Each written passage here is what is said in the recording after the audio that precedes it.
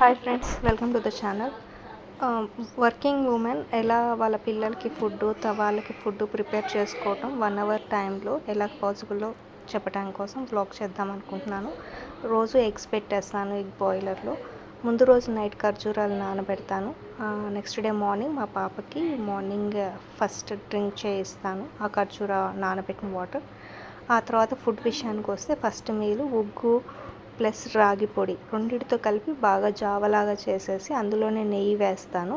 మా పాప రాగి ఒక్కటే పెడితే తినదు అంత ఇష్టంగా, అందుకని ఉగ్గు రాగి రెండు మిక్స్ చేసి జావలాగా చేస్తాను. అది first meal for my baby.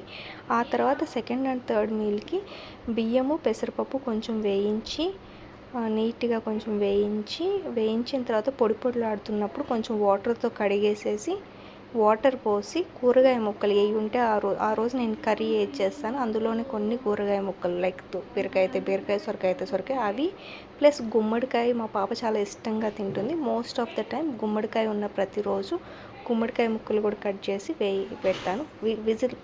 Cooker 4 whistles వచ్చిన తర్వాత స్మాష్ చేసి అదే ఫుడ్ ప్రిపేర్ అవుతుంది. ఇక మా వంట విషయానికి వస్తే రెండు కూరలు చేస్తాను. అది కూడా ఎక్కువ టైం పట్టేవి చేయను. ఇది గోంగూర పచ్చడి. గోంగూర పచ్చిమిర్చి ఆయిల్లో వేయించేసేసి మిక్సీలో వేసేటప్పుడు పెద్దుల్లిపాయ ముక్కలు వేసేసి మిక్సీ పట్టేసేసి తాలింపు పెట్టేయడం. నెక్స్ట్ బీరకాయ ముక్కలు ముందు రోజు నైట్ కట్ చేసి పెట్టుకుంటాను. పెసరపప్పు మార్నింగ్ లేవగానే నానబెట్టుకుంటాను. అవన్నీ తాలింపులో వేసేసి ఉడికిచ్చేసి ఉప్పు కారం వేయటమే, అంతే అండి, సింపుల్.